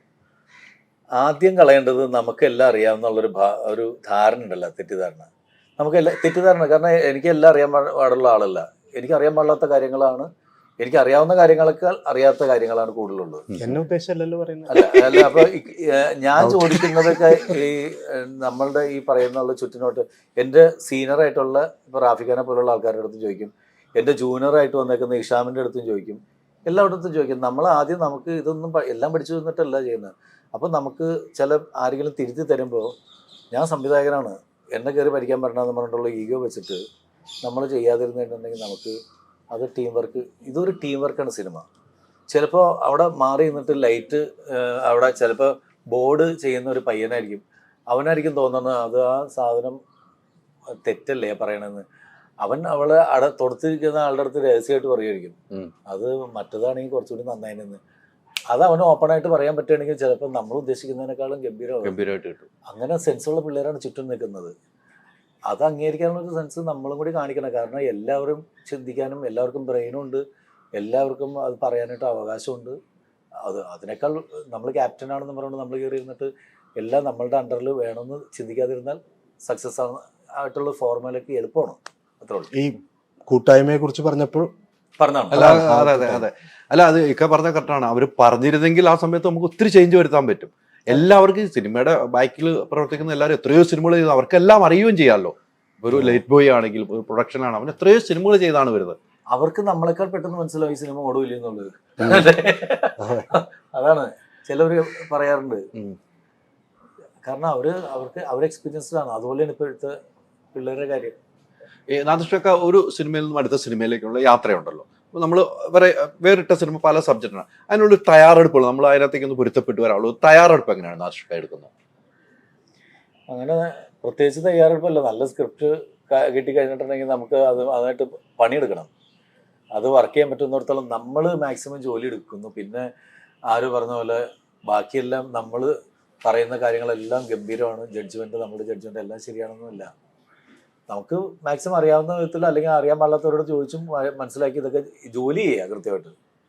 ബാക്കി റിസൾട്ട് അതനുസരിച്ചിട്ട് വരുമ്പോൾ ചിലപ്പോൾ നല്ല രീതിയിൽ നല്ല ഔട്ട്പുട്ട് കിട്ടും നമുക്ക്. ഒത്തിരി സ്ക്രിപ്റ്റുകൾ കേൾക്കാറുണ്ടെന്ന് എനിക്ക് തോന്നുന്നു. സ്ക്രിപ്റ്റ് സെലക്ട് ചെയ്യുന്ന കാര്യത്തിൽ കൃത്യമായിട്ട് ഒരു പാളിച്ച പറ്റിയിട്ടില്ല, അല്ലെങ്കിൽ ആ സ്ക്രിപ്റ്റ് എൻ്റെ കയ്യിൽ കിട്ടിയിരുന്ന ഞാൻ കേട്ടിട്ട് പറഞ്ഞു വിട്ടു വേറെ ആൾ ഡയറക്റ്റ് ചെയ്തു, അത് എനിക്ക് അന്ന് ചെയ്യാൻ പറ്റും, അങ്ങനെ തോന്നിയിട്ടുണ്ടോ സിനിമകൾ കേട്ടുപോയി? അങ്ങനെയൊന്നുമില്ല. എല്ലാ എടുത്ത പൊങ്ങത്തെ സാധനങ്ങൾ എന്നെ കൊണ്ട് പറ്റുന്ന ഒരു പരിമിതികളുണ്ട്. ഞാൻ എടുത്ത പൊങ്ങാത്ത സ്ക്രിപ്റ്റുകൾ ഞാൻ പറയും, മോനെ ഇത് ഉക്കരം സാധനം, പക്ഷെ ഞാൻ ചെയ്ത് നന്നാവില്ല. അത് കാരണം അറിയോ, നമ്മളിപ്പോൾ ഭയങ്കര ടെക്നിക്കലി ഒക്കെ ഭയങ്കര ആയിട്ട് വർക്ക് ചെയ്യേണ്ട സിനിമ, അല്ലെങ്കിൽ ഭയങ്കര കോസ്റ്റ് വരുന്ന സിനിമ, അതൊക്കെ കുറച്ചുകൂടി വലിയ ഡയറക്ടേഴ്സ് അവരെ ടെക്നിക്കൽ പെർഫെക്ഷനോട് കൂടി ചെയ്ത് കഴിഞ്ഞിട്ടുണ്ടെങ്കിൽ ചിലപ്പോൾ മലയാളം പോലുമല്ല, ചിലപ്പോൾ മലയാളം ഭാഷയിൽ മാത്രമായിട്ട് ചെയ്താൽ നിൽക്കില്ല. അത് തമിഴും മലയാളം എല്ലാം അതർ ലാംഗ്വേജ് എല്ലാം കൂടി വരികയാണെങ്കിൽ മാത്രം കളക്ട് ചെയ്യുന്ന തരത്തിലുള്ള സബ്ജക്റ്റുകൾ ഉണ്ടാവും. അത് കയറിയിട്ട് ഞാൻ ഉഗ്ര സബ്ജക്റ്റാന്ന് പറഞ്ഞിട്ട് ഞാൻ ഇവിടെ പരീക്ഷിക്കേണ്ട കാര്യമില്ല. അത് കൊതിയുണ്ടാവും, പക്ഷെ പെട്ടെന്നൊക്കെ കയറി ചാടി അങ്ങനെ ഒരു പരീക്ഷ നടത്താൻ തയ്യാറാവില്ല. ഒരിക്കലും ആവില്ല അല്ലേ? അത് നല്ലൊരു ക്വാളിറ്റിയാണ് കേട്ടോ.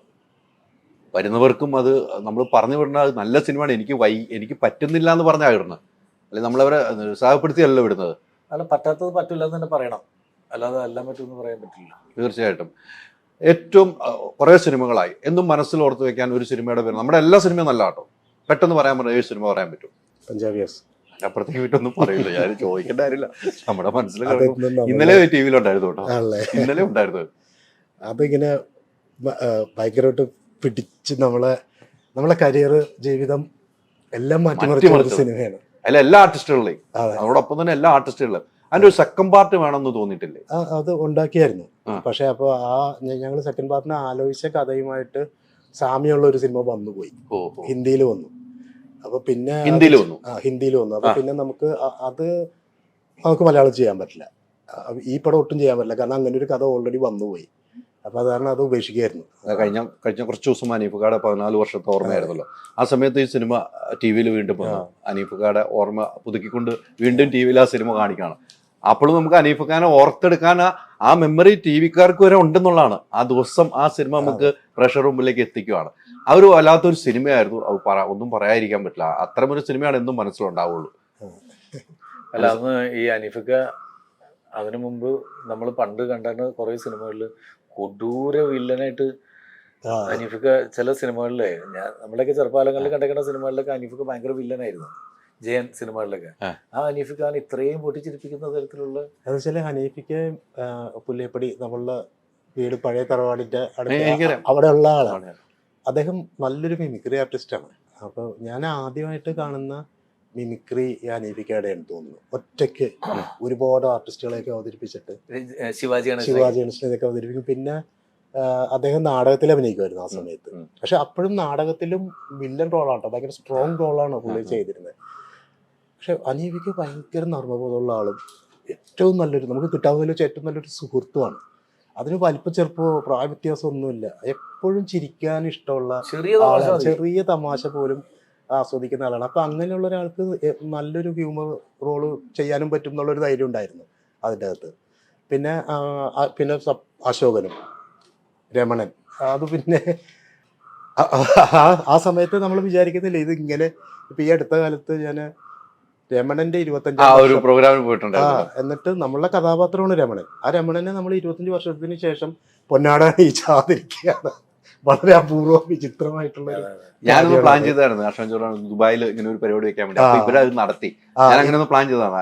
25 വർഷം ആകുന്നു രമണന് 25 വർഷം എന്ന് പറഞ്ഞത്. അതെ അതെ. അപ്പൊ അത് ചില സിനിമകൾ സംഭവിക്കുന്നതാണ്. എല്ലാ സിനിമകളും നമുക്ക് ഒരു ഹിറ്റ് എന്ന് പറഞ്ഞിട്ട് ഒരു സിനിമ ഉണ്ടാക്കാൻ പറ്റില്ല. ഒരു ഹിറ്റ് ഉണ്ടാക്കാൻ പറ്റില്ല. ഒരു സിനിമ മാത്രമല്ല ഉണ്ടാക്കാൻ പറ്റില്ല. പക്ഷെ എല്ലാ സിനിമയും നമ്മൾ ഹിറ്റ് ആവണമെന്ന് ആഗ്രഹിച്ചിട്ടാണ് ചെയ്യുന്നത്. അപ്പം അതിൽ ഒരു ചിലതിന് ആ ഭാഗ്യം ഉണ്ടാവും. കാരണം എല്ലാത്തിൻ്റെ എഫർട്ട് ഒന്ന് തന്നെയാണ്. ഈ പരാജയപ്പെട്ട സിനിമയിലും ഇതിലൊക്കെ എടുത്തിട്ടുള്ള പണിയും കാര്യങ്ങളും ടെൻഷനും ഒക്കെ ഒന്ന് തന്നെയാണ്. ചിലതിന് ആ ഭാഗ്യം ഉണ്ടാവും, ചിലതിന് കിട്ടില്ല. പണ്ടൊക്കെ ഭാഗ്യമാ കൂടുതൽ ഉണ്ടായിരുന്നെന്ന് എനിക്ക് തോന്നുന്നു. പണ്ടൊക്കെ സിനിമകളിൽ ഒരു ഭാഗ്യം, ഒത്തിരി സിനിമകൾ റിലീസ് ഇല്ലാത്തതുകൊണ്ടായിരുന്നു എനിക്ക് തോന്നുന്നു കേട്ടോ. നമുക്ക് കുറഞ്ഞ സിനിമകൾ റിലീസ് ചെയ്യുമ്പോൾ നമുക്ക് കാണാൻ ഒരു സ്പേസ് ഉണ്ടായിരുന്നു. അതൊക്കെ ഇപ്പം ഒരു 10-15 സിനിമ ഒരുമിച്ച് നമുക്ക് കാണാനുള്ള ടൈം കിട്ടുന്നില്ല. അങ്ങനെ ഒരു വിഷയം വരുന്നുണ്ടെന്ന് എനിക്ക് തോന്നുന്നു. റീച്ച് ആകുന്നില്ല. ഏതൊക്കെ സിനിമ ഇറങ്ങണമെന്ന് പോലും ജനങ്ങൾ അറിയാൻ പറ്റുന്നില്ല. സിനിമയുടെ എണ്ണം കൂടുന്നത് ഒരു വലിയ ഘടകം. ഒരു പബ്ലിസിറ്റി വന്ന ഒരു മൗത്ത് പബ്ലിസിറ്റി ആണ്. അതിന്റെ ബ്രീത്ത് ചെയ്യാനുള്ള സമയം തിയേറ്ററിൽ പോലും കിട്ടുന്നില്ല. അപ്പോഴേക്കും ഒരു 4 സിനിമ പുതിയത് വന്നിട്ടുണ്ട്. അങ്ങനെ ഒരു വിഷയമാണ് ഇപ്പൊ എനിക്ക് സിനിമയെ കുറിച്ച് നമ്മൾ ഇത്ര എക്സ്പീരിയൻസ് വെച്ച് എനിക്ക് നോക്കുമ്പോൾ കാണാം. ശരിയാ, വളരെ സത്യമായിട്ടുള്ള. ഇനിയിപ്പം കുറെ ഭാഷയിലേക്ക് പോയിട്ടുണ്ട് അല്ലെ? മലയാളത്തിലും മറ്റു ഭാഷയിലാണ് ചെയ്തേക്കണമെന്ന് എനിക്ക് തോന്നുന്നു. ഇല്ല, മലയാളത്തിലാണ് കൂടുതൽ. തെലുഗുവിലൊരു 4 ചെയ്തിട്ടുണ്ട് തോന്നുന്നു അല്ലെ? ഈ തെലുങ്ക് ചെയ്യുമ്പോ എങ്ങനെയാണ്? കാശിന്റെ കാര്യമാണോ എന്താ ഉദ്ദേശിക്കുന്നത്? എക്സ്പീരിയൻസ് വൈസ് ഒക്കെ കുറച്ച് ഡിഫറെന്റ് ആണ്. കാരണം ഭാഷ വേറെയാണ്, തെലുഗു ആണ്. അവിടെയുള്ള കാസ്റ്റിനെയാണ് അവർക്ക് വേണ്ടിയിട്ട് നമ്മൾ മ്യൂസിക് ചെയ്യുന്ന അഭിപ്രായങ്ങളും അഭിപ്രായ സ്വാതന്ത്ര്യവും അതിനൊക്കെ കുറെ വേർതിരിവുകളും വ്യത്യാസങ്ങളും ഒക്കെ ഉണ്ട്. നമ്മളായിരിക്കും ഏക മലയാളി ചിലപ്പോൾ അവിടെ ഇരുന്ന് വർക്ക് ചെയ്യുമ്പോൾ. അപ്പം ആ ഒരു സ്പേസിൽ നിന്ന് വർക്ക് ചെയ്യുമ്പം അതിൻ്റെതായിട്ടുള്ള എക്സ്പീരിയൻസും ബുദ്ധിമുട്ടുകളും ഒക്കെ ഉണ്ട്. പക്ഷെ വളരെ നല്ല ഇൻഡസ്ട്രിയാണ് വർക്ക് ചെയ്യാൻ. ഒരുപാട് പഠിക്കാൻ പറ്റി. ഞാൻ വലിയ ഇൻഡസ്ട്രിയാണ്, കുറച്ചുകൂടെ വലിയ ഇൻഡസ്ട്രിയാണ്. പിന്നെ മ്യൂസിക്കലി എല്ലാ സിനിമകൾക്കും പാട്ട് അത്യാവശ്യ ഘടകമാണ്. പാട്ട് കേട്ടതിന് ശേഷമാണ് ഒരു സിനിമ ബിസിനസ് ആവുന്നതും ഒരു സിനിമയിലേക്ക് ആദ്യത്തെ ഷോ തിയേറ്ററിലേക്ക് ജനങ്ങൾ വരുന്നത് അവിടെ റിലീസ് ചെയ്യുന്ന പാട്ടുകൾ ബേസ് ചെയ്തിട്ടാണ് അവിടെ ബിസിനസ് വരിക. അപ്പം അതൊക്കെ ഒരുപാട് പഠിക്കാൻ പറ്റി. എങ്ങനെയാണ് ഈ കാസ്റ്റിനെയൊക്കെ അട്രാക്ട് ചെയ്യുന്നതും സിനിമയിലേക്ക് ആൾക്കാർ ടിക്കറ്റ് എടുത്ത് വരുന്നതൊക്കെ നമുക്ക് മനസ്സിലാക്കാൻ പറ്റി. അപ്പോൾ ഞാൻ ഇതിലേക്ക് വൺസ് അപ്പോൺ എ ടൈം കൊച്ചിൻ്റെ സ്കോറിങ്ങിന് തൊട്ട് മുമ്പ് ഞാൻ ഫിനിഷ് ചെയ്ത ഫിലിമായിരുന്നു ഹായ് നാന, നാനീൻ്റെ ഫിലിം, നാനിയും മൃണാളിൻ്റെയും. അതിപ്പോൾ അവിടെ എനിക്ക് തോന്നുന്നൊരു 50 days ഒക്കെ കഴിഞ്ഞ് അത് വലിയ സക്സസ് ആയത്. ഓഡിയോ റൈറ്റ്സ് ഒക്കെ റെക്കോർഡ് വിലക്കല്ലേ പോയത്? ഒരു +10 CR ലെവലിലൊക്കെയാണ് അതിന്റെ ഓഡിയോ റൈറ്റ്സ് പോയത്. പൈസയും കൂടുതലുണ്ടല്ലോ അവിടെ. അല്ല, നമുക്ക് അഭിമാനം എന്താ വെച്ചാൽ ഒരു മലയാളിയാണ് അവിടെ പോയിട്ട് ചെയ്യുന്നത്. പിന്നെ തീർച്ചയായിട്ടും ഇവിടെ നമ്മൾ ഒരു സിനിമ ചെയ്യുമെന്ന് പറഞ്ഞാൽ ഇപ്പോൾ ശരിക്കും അവിടെ ഇത് മലയാളിയാണെന്നുള്ള ഒരു ആഗ്രഹം കൊണ്ട് മലയാള സിനിമ ചെയ്യാനായിട്ടുള്ള ഇഷ്ടം കൊണ്ടാണ് ഇവനെ സംബന്ധിച്ചിട്ട് അവിടെ പോയിട്ട് ഒരു പടം ചെയ്താൽ ഇവിടെ 5 പടം ചെയ്യണ പൈസയാണ് അവിടെ ഒരു പടത്തിന് കിട്ടും. അങ്ങനെ നോക്കണേ.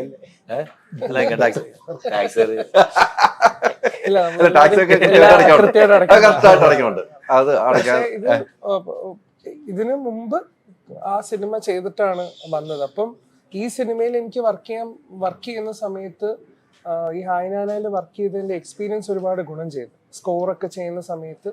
കാരണം അവിടെ നമ്മൾ വർക്ക് ചെയ്യുന്ന സമയത്ത് ഒരുപാട് ആൾക്കാരൊക്കെ കൂടിയിരിക്കും സ്കോർ ചെയ്യുമ്പോൾ. ഓരോ സീൻ ബൈ സീന്, ഈ സീനിന് എന്ത് മ്യൂസിക് ഇടുന്ന, രാവിലെ തൊട്ട് ഇരിക്കും എൻ്റെ കൂടെ. അപ്പൊ ഈ ഇരുത്തത്തിൽ നിന്ന് ഒരുപാട് പഠിക്കാനൊക്കെ പറ്റി. അപ്പം ഇവരെ കഴിയുന്നതും സമയമൊക്കെ സേവ് ചെയ്ത് ഇവർ ഒരുപാട് ബുദ്ധിമുട്ടിക്കാത്ത രീതിയിൽ ഇവർ വന്ന് കാണുമ്പോൾ തന്നെ ഇവരെ ഹാപ്പി ആക്കാനും അല്ലെങ്കിൽ ആ സിനിമ സേഫാണ്, സിനിമ കണ്ട് ആസ്വദിക്കാൻ പറ്റും, മ്യൂസിക് ഒരുപാട് മുഴച്ചു നിൽക്കാത്ത രീതിയിൽ മാക്സിമം ചെയ്യാൻ പറ്റിയിട്ടുണ്ടെന്നാണ് എൻ്റെ വിശ്വാസം. ഞാൻ ഒറ്റ കാര്യം പറഞ്ഞോളൂ. ഒരിടത്ത് പറഞ്ഞ് എടാ പടം കണ്ടോണ്ടിരിക്കുമ്പോ പടം കണ്ട് ഇറങ്ങണ ആൾക്കാർ റീ റെക്കോർഡിങ് കലക്കിട്ടാന്നും പറഞ്ഞുകൊണ്ട് ഷെയ്ക്കാൻ്റെ വരെ എടുത്തു എനിക്ക്. ഞാൻ പറഞ്ഞു റീ റെക്കോർഡിങ് കലക്കിയെന്ന് പറഞ്ഞു നിനക്ക് ഷെയ്ക്കാൻ്റെ എന്നാ പടത്തിൽ ശ്രദ്ധിച്ചില്ല എന്നാണ് എൻ്റെ അടുത്ത്. അല്ല ഞാനും അത് റെസ്പെക്ട് ചെയ്യുന്ന ആളാണ്. എനിക്ക് സിനിമ നീ അത് മാത്രം പ്രതീക്ഷിച്ചിട്ട് അങ്ങനെ ചെയ്യാതിരുന്ന മതി. റീ റെക്കോർഡിങ് കലക്കിന്ന് അത് പടം കണ്ടിറങ്ങുമ്പോ റീ റെക്കോർഡ് അയ്യോ നമ്മൾ അതൊന്നും നോക്കില്ല കേട്ടോ, പടത്തിൽ ലയിച്ചു പോയി, അത്രേ പാടില്ല, അതിന് ആപ്റ്റായിട്ടുള്ള റീ റെക്കോർഡിങ് മതി. അല്ലാണ്ട് ആദ്യത്തെ ടാസ്ക് ആയിരിക്കല്ലേ നീ കലക്കിന്ന് പറയരുത്. ആദ്യത്തെ ഷോയ്ക്ക് പോകലോട്ടോ. അല്ല അതുകൊണ്ട് എനിക്ക് സമാധാനം റിലാക്സ് ചെയ്തിട്ടാ നേരെ ഓപ്പോസിറ്റ് എല്ലാരും പറയും അല്ലേ. റീറെക്കോർഡിംഗ് ആണ് ഇതിന്റെ മെയിൻ സംഭവം അല്ലെ. ഇതിന്റെ അതെ റീറെക്കോർഡിംഗ് തന്നെ വിഷയം ചെയ്തേക്കുന്നത് നന്നായിട്ടുണ്ട്. ആ വാക്കിനെ മറികടന്നിട്ട് പറയുന്നാണ് എനിക്ക് തോന്നുന്നത് റീറെക്കോർഡിംഗ് അതിനപ്പുറത്തേക്ക് പറയുന്നത്. പക്ഷെ ഒരു സിനിമ നമ്മളൊരു പ്രേക്ഷകർ എന്നുള്ള തിയേറ്ററിൽ പോയിരിക്കും, നമുക്ക് മ്യൂസിക്കാണ് ഡയലോഗിനൊപ്പം തന്നെ മ്യൂസിക് വലിയ പ്രാധാന്യമാണ്. നമ്മൾ സിനിമയെ പിടിച്ചിരുത്താൻ കഴിയുന്നുണ്ട്, ഒരു ലാഗ് പോലും ഇല്ലാതാക്കാൻ ഒരു മ്യൂസിക്കിന് കഴിയുമെന്നാണ് എന്റെ ഒരു വിശ്വാസം അല്ലേ ദർശക. പിന്നെ മ്യൂസിക് വലിയ ഘടകം തന്നെയാണ്. ഒരു സിനിമയെ നമുക്കൊരു 60% ഉള്ള സിനിമയെ 100% പൊക്കിയെടുക്കാനായിട്ട് മ്യൂസിക് പറ്റും, ഒരു ഡൗട്ടും ഇല്ല. അത്രയും വലിയൊരു കലാകാരനാണ് ഈ പടം തന്നേക്കണം. ഇനി അങ്ങ് പൊക്കി എടുത്തേക്കുവാണ് ഞങ്ങള്, ഒരു മാറ്റമില്ല, ഞങ്ങളങ്ങ് കയറി കണ്ടിട്ട്. താങ്ക്സ് ടു ഇക്കായും റാഫി സാറും ഒരുപാട് സന്തോഷം ഈ സിനിമയിൽ എന്നെയും ഭാഗമാക്കിയത്. അല്ല നമ്മൾ ഉദ്ദേശിക്കുന്ന ചെറിയൊരു സീന്, അതിന് നമ്മൾ ഉദ്ദേശിക്കുന്ന നമ്മൾക്ക് ഇങ്ങനെ ശരിക്ക് രോമാഞ്ചം തന്നെ. എനിക്ക് രോമം കുറവായിരുന്നു, അത് വരാൻ കുറവ്. അപ്പൊ നമുക്ക് വരണമെങ്കിൽ തീരെ ഇല്ലാന്ന് തന്നെ പറയാം. തീരെ ഇല്ല അങ്ങനെ പറയാം, കുറവെന്ന് പറയേണ്ട കാര്യമില്ലോ, തീരെ ഇല്ലെന്ന് പറഞ്ഞാൽ പോലെ. അപ്പൊ ഉള്ളത് കൊണ്ട് ഓണം പോലെ ഉള്ള രോമാഞ്ചം, ഉള്ള രോമാഞ്ചം, പൂടാഞ്ചം, ചെറിയ ചെറിയ പൂടാഞ്ചം, രോമാഞ്ചം തന്നെ പൂടാഞ്ചം. അല്ല ഭയങ്കര രസമാണ് കേട്ടോ. നാദൃഷക ഇങ്ങനെ പറഞ്ഞുകൊണ്ടിരിക്കുകയാണെങ്കിൽ ഭയങ്കര രസമായിട്ട് ഇങ്ങനെ പറയും. അതൊരു മൂഡ് പോലാണ്.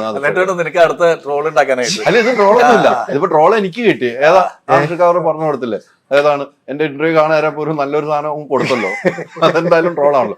എന്തായാലും നമുക്ക് അവസാനിപ്പിക്കുന്ന സമയമായി. മനോഹരമായ ഒരു ഗാനത്തോടുകൂടി അവസാനിപ്പിക്കണം. നമുക്ക് നിങ്ങൾ ഇവിടെ ഉള്ളപ്പോൾ നമുക്ക് പാട്ടിലേക്ക് അല്ലേ, ഞാൻ ഇതില് നമ്മുടെ സിനിമയുടെ അത് വേണം നമുക്ക്. നമ്മുടെ സിനിമ പാട്ട് പഠിക്കോ എന്റെ ലവ് സോങ്ങില് പണ്ടേ പണ്ടേ പണ്ടേ നിന്നോർമ്മ മാത്രമല്ലേ നീ പോകയോ, അന്നേ നിന്നെ എന്നോരം ചേർത്തതല്ലേ നീ മായ്കയോ, നാണം മിഴി തൂകുമ്പോ നീയാണെന്നാകാശം കാതോരം ചേരും മൊഴിനാദമായി മൂളും പാരാകെ നിന്നെ തേടി അന്നേ അൻപേ എന്നോളം എൻ്റെ നീ പണ്ടേ പണ്ടേ എന്നോമലായേ നീ ഓർമ്മയോ. ഇത് സിനിമയില് സിത്താരയാണ് പാടിയിട്ടുള്ള. ഷഹീറ നസീർ എന്ന് പറഞ്ഞ ലിറിസിസ്റ്റ് ആണ് എഴുതിയിട്ടുള്ള. അപ്പൊ ഇതിലെ വരികളെ പോലെ പണ്ടേ പണ്ടേ എന്നുള്ള വരികളെ പോലെ തേടി തേടി സിനിമയ്ക്ക് ആള് വരട്ടെ. Thank you. ഇതിലെ വരികൾ പോലെ തേടി തേടി തിയേറ്ററിലേക്ക് ആളുകൾ വരട്ടെ. എന്തായാലും സിനിമ സൂപ്പർ ഹിറ്റ് ആയിട്ടേക്കാം. 25-ാം ദിവസം 50-ാം ദിവസം ആഘോഷിക്കാനുള്ള ഭാഗ്യം ദൈവം നമുക്ക് തരട്ടെ എന്ന് നമ്മളും ആത്മാർത്ഥമായി പ്രാർത്ഥിക്കുന്നു. ഒത്തിരി സന്തോഷം. Thank you.